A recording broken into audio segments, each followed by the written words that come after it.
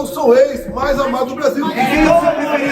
Consolidar Jair Bolsonaro como candidato favorito à presidência da República em 2026. Finalmente, uma luz no fim do túnel. É com imensa alegria e esperança que vejo essa pesquisa. Bolsonaro na frente com 37,6% das intenções de voto, enquanto Lula fica para trás com 33,6%. Isso mostra que o povo brasileiro está acordando, que está cansado de tanta corrupção, manobras políticas obscuras e do peso insuportável de políticas públicas desastrosas que estão sufocando nossa economia e as famílias trabalhadoras. Esse resultado não é apenas um número em uma pesquisa.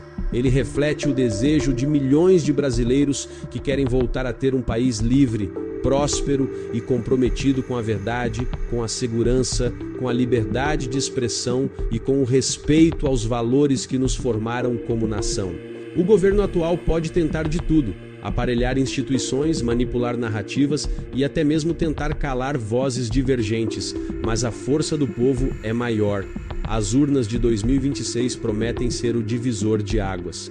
E agora, mais do que nunca, precisamos nos unir e nos preparar para essa luta. Para as ruas de São Paulo para falar com Soraya Lawande, porque hoje saiu um levantamento do Instituto Paraná Pesquisas sobre as eleições presidenciais e a Soraya vai explicar como é que está o panorama nesse momento para a gente. Lívia, nós vamos trazer aqui um dos cenários que foi apresentado pelo Paraná Pesquisa, né? Essa divulgação que foi feita hoje, quarta-feira. Então vamos trazer aqui o cenário da pesquisa estimulada. Quando são apresentados pelos entrevistadores, né? A quem faz essa pesquisa, quem responde essa pesquisa, os nomes dos candidatos. Então, se as eleições presidenciais fossem feitas hoje aqui no Brasil e os candidatos fossem esses, então eles falam os nomes, quem o senhor ou a senhora votaria. Se as eleições, portanto, presidenciais de 2026 ocorressem hoje, o ex-presidente Jair Bolsonaro teria 37,6% dos votos contra 33,6% do presidente Luiz Inácio Lula da Silva. Apesar dessa vantagem numérica do ex-presidente, ambos os candidatos estão tecnicamente empatados na margem de erro de 2,2 pontos percentuais para mais ou para menos. Ainda nesse cenário aparece então Ciro Gomes com 7,9% das intenções de voto, Simone Tebet com 7,7% e também Ronaldo Caiado com 3,7% das intenções de votos. Os votos brancos e nulos somam 5,8% do eleitorado e outros 3,8% dos entrevistados não souberam ou não opinaram. O Paraná Pesquisas ouviu 2.014 pessoas de forma presencial e as entrevistas foram realizadas entre os dias 21 e 25 de novembro. Até entendo a torcida de alguns colegas na imprensa, mas a gente não pode colocar o carro na frente dos bois. Nós não podemos colocar o golpe imaginário na frente do candidato natural da direita em 2026. O herdeiro do legado do Bolsonaro ainda é o próprio Bolsonaro. Parafraseando aí um notório senador, famoso por pilotar retroescavadeiras, o Bolsonaro não está preso, babaca. A injustiça contra o ex-presidente ainda não chegou a esse patamar. E nem mesmo a sentença eleitoral contra o Bolsonaro transitou em julgado. Ainda falta o STF participar dessa farsa e aderir à tese ridícula de que uma reunião com embaixadores desequilibrou as eleições por abuso de poder político e uso indevido dos meios de comunicação. Mas voltando aqui para a seara penal, o status jurídico do Bolsonaro está na etapa do indiciamento.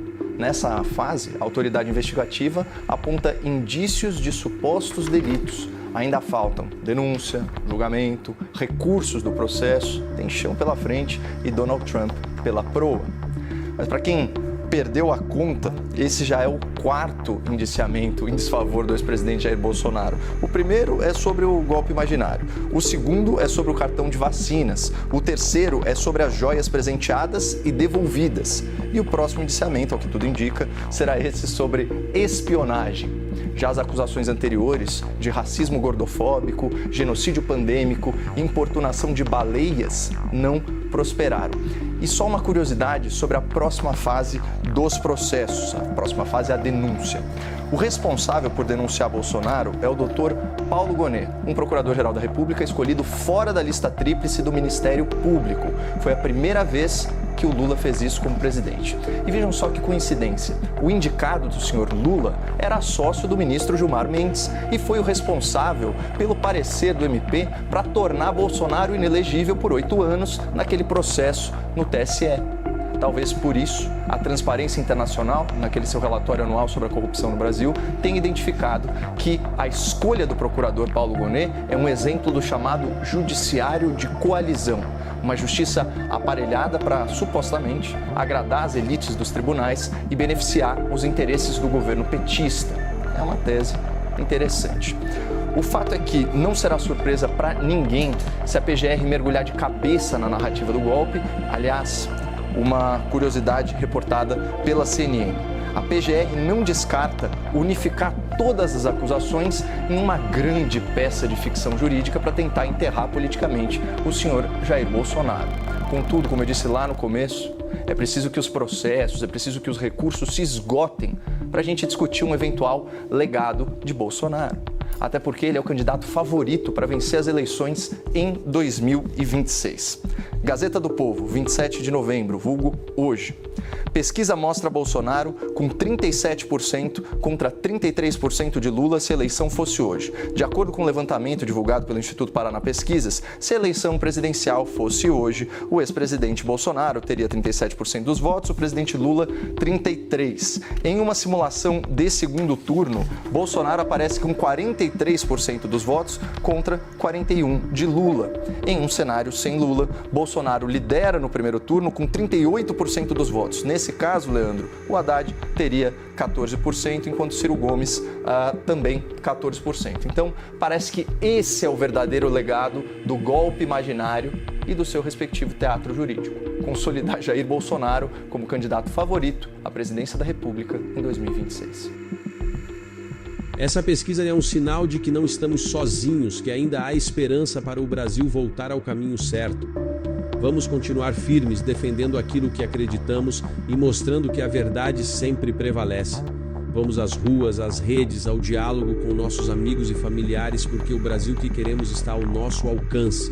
Se você, assim como eu, gosta de estar informado sobre tudo o que acontece na política, então se inscreve no canal que estou trazendo diariamente notícias e informações privilegiadas.